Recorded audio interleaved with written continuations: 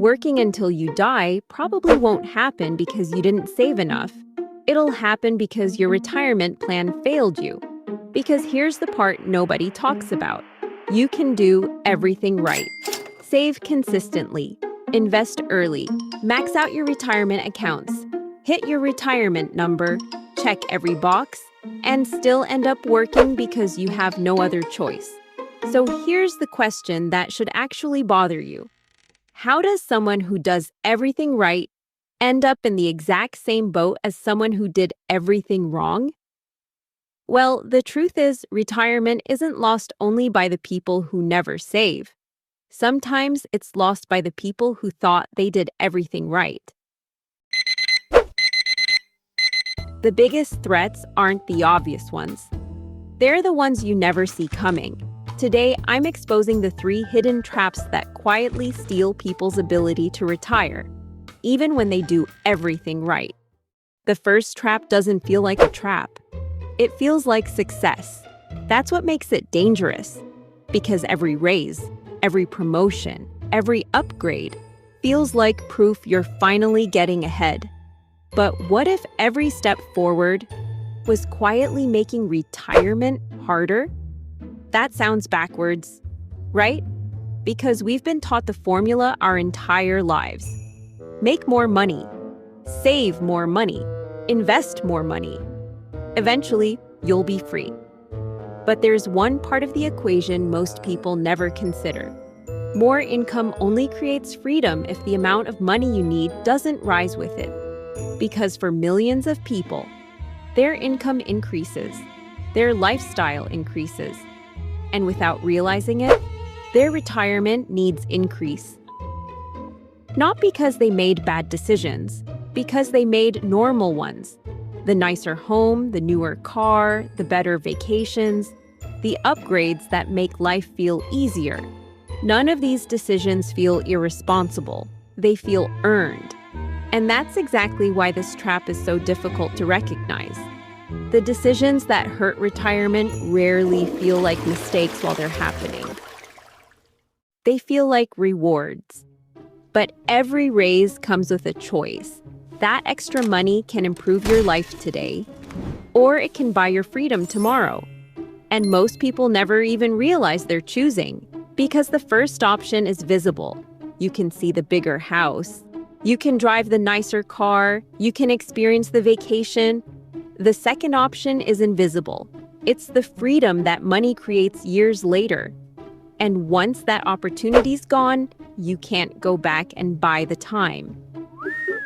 Because the cost isn't just the money spent today, it's the decades of growth that money could have created. The numbers make that difference clear. Take 2 people. Both are 35 years old. Both earn $80,000 a year. Both receive 3% raises every year. Both start by saving 10% of their income. The only difference? One spends every raise. The other invests just 25% of every raise into retirement. Same income, same raises, same career. By retirement, one contributes about $250,000. The other contributes about $630,000. That's almost $400,000 more. Most people would think that's the advantage. It isn't. The real difference is what those dollars had time to become. By retirement, the spender finishes with roughly $1.2 million. The saver finishes with roughly $2.2 million. A $1 million difference.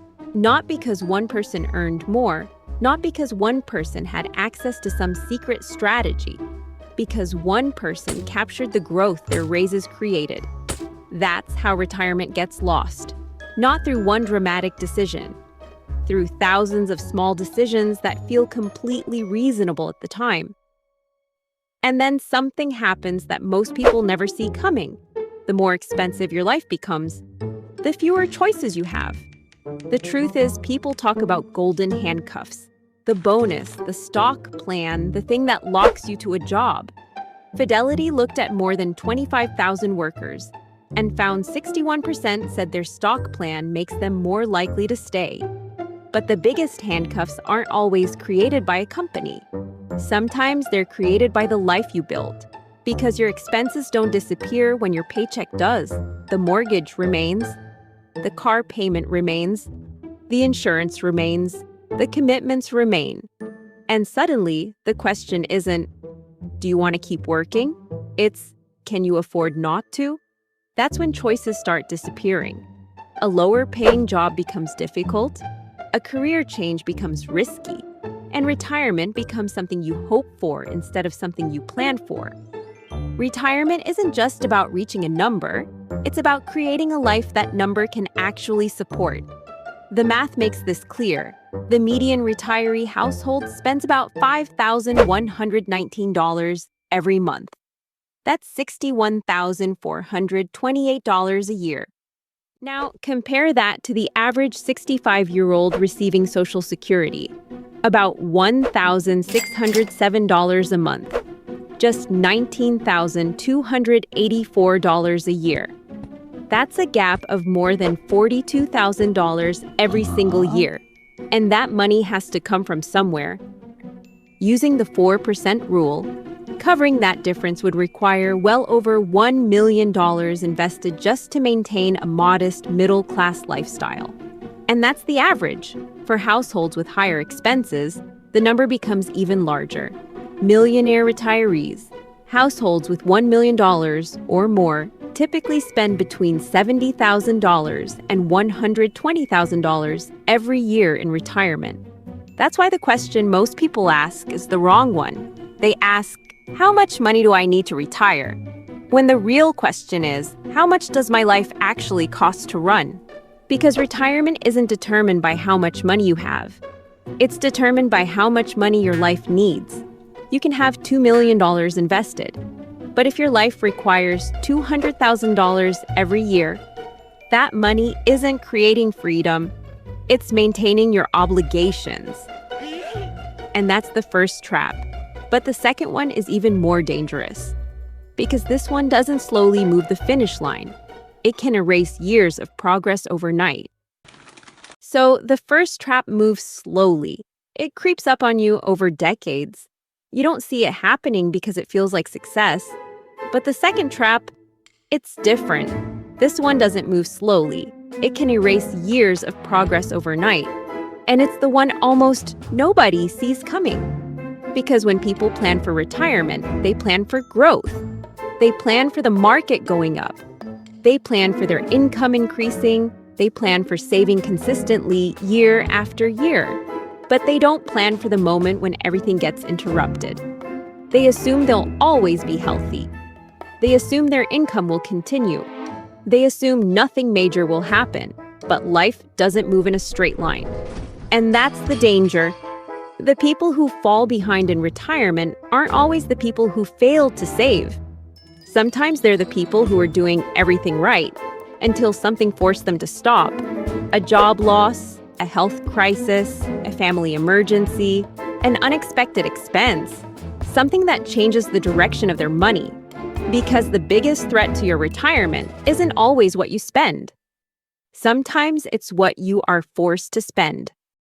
Let the numbers show you how common this really is. A record 6% of 401k participants took a hardship withdrawal in 2025. That's 6 out of every 100 people using retirement savings before retirement. And that number increased from 4.8% the year before. It also marked the 6th consecutive year of increases. The median withdrawal was $1,900. But here's the part most people don't think about. People aren't just doing this once. Nearly half of participants took multiple withdrawals. They're not treating their 401k like retirement savings. They're treating it like an emergency fund. Research from EBRI found that 9.7% of 401k participants took a plan loan. And once an account reached $10,000, the likelihood of taking a loan remained similar, even for people with balances above $100,000. This doesn't just affect people with nothing. It affects people with everything to lose. When a setback hits, You don't just lose the money you withdraw, you lose the contributions you stop making. Because most people don't just withdraw and keep saving, they stop.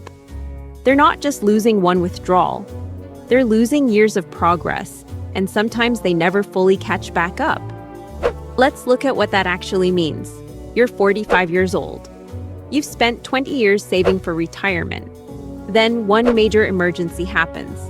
A medical expense, a family crisis, a major repair. You withdraw $10,000 from your 401k. That $10,000 doesn't just disappear. If it had remained invested, it could have grown to approximately $249,000 by age 92. But the damage doesn't stop there. The setback shakes your confidence. You stop contributing for a year. That missing $7,000 contribution could have grown into another $162,000. Together, that one interruption costs approximately $411,000. 2 years without contributing, that loss grows to approximately $563,000. Now put that into perspective. The median retiree income is about $56,680 per year. That means one setback at age 45 could represent almost 10 years of retirement income. Now, here's what makes this even more concerning. Setbacks don't disappear when you retire. They follow you into retirement. The Center for Retirement Research found that 83% of retired households experience an unexpected expense in any given year. That includes 60% facing a rainy day expense like a home or car repair, 58% experiencing unexpected healthcare costs, 29% dealing with unexpected family-related expenses. The typical retired household spends about 10% of their income on unexpected expenses every year. For the median retiree, that's roughly $6,000 annually. And here's the number that should make you uncomfortable. 40% of retirees don't have enough cash to cover even 1 year of unexpected expenses. 1 in 5 still falls short even after including their retirement savings. And 27% cannot cover a single year of unexpected expenses even after exhausting both cash and retirement accounts. Think about what that means. More than 1/4 of retirees could face a major expense, use everything they've saved, and still not have enough. That's because most people aren't planning for retirement. They're planning for the version of retirement where nothing goes wrong. The perfect scenario. The average year, the year where health holds up. The year where the house doesn't need repairs. The year where family doesn't need help. But retirement isn't lived in the average year. It's lived in the unexpected ones. The question isn't whether life will interrupt your plan. It will. The question is whether your plan can survive the interruption. Because the true cost of a setback isn't the money you lose. It's the position it puts you in. You go from building wealth to protecting what remains, from moving forward to trying to catch up. And when that happens later in life, the race becomes much harder. That's the second trap. But the third trap is the one nobody prepares for. Because even if you make it to retirement, you still have one question left to answer. Will your money outlive you? Or will you outlive your money? The first trap makes retirement harder. The second trap pushes you backwards. But the third trap is the one people discover after they think they've already won. Because getting to retirement is not the same as staying retired. You can save consistently, invest for decades, hit your retirement number, walk away from work feeling like you finally made it. But your money has one final job. It has to outlast your paycheck. And nobody knows exactly how long that needs to be. Because retirement isn't a 20-year vacation. For many people, it's 30 years of replacing an income that no longer exists. And that's the mistake most people make. They don't underestimate how much money they need. They underestimate how long they need it. Research shows people consistently underestimate their own longevity. Only 32% of Americans correctly answered a question about a 65-year-old's life expectancy, while 35% underestimated it. We plan around the average. But retirement doesn't happen to the average person. It happens to you, and the odds are higher than most people realize. A 65-year-old man has a 50% probability of reaching age 85 and a 25% probability of reaching age 92. A 65-year-old woman has a 50% chance of reaching age 88 and a 1 in 4 chance of living past age 94. And for couples, the challenge becomes even greater. A 65-year-old couple has a 50% chance that at least one person reaches age 92, and a 25% chance one person reaches age 97. Living into your 90s isn't some rare outcome. For many retirees, it's the exact scenario their money needs to survive. Western and Southern found that Americans expect to live to around 85, but their savings are projected to run out around 79. That's a 6-year gap. A 6-year gap between when people expect life to end and when their money does. And for some people, the gap is even bigger. By the end of 2024, between 20% and 25% of retirees were working again, either part-time or full-time. Nearly half said they returned because of financial reasons, not because they wanted another job, because they needed income. They planned for the day they retired. They didn't plan for the decades after. Because the question isn't, can I retire? The better question is, can my money survive as long as I do? So the first trap was lifestyle. You increase your income, but accidentally increase the amount of money you need to feel free. The second trap was interruption. You spend decades building wealth, but one unexpected moment can force you to stop building and start recovering. The third trap was time. You finally reach retirement, but your money still has to survive the years ahead. And together they reveal the biggest mistake people make with retirement. They plan for the money, but they don't plan for life, because life doesn't follow a spreadsheet. Your expenses won't always stay the same. Your health won't always cooperate. Your timeline won't always match your expectations. And that's why retirement isn't just about how much you've saved. It's about whether your plan can survive reality. Because the people who struggle in retirement aren't always the people who failed. Sometimes they're the people who prepared for the perfect scenario, and life gave them something different. The goal was never just to reach retirement. The goal was to build a retirement that can withstand everything that happens after you get there. So the question isn't, did I save enough? The better question is, did I prepare for the life I'm actually going to live? Because retirement isn't one when you stop working. It's one when your money gives you the freedom to stay stopped.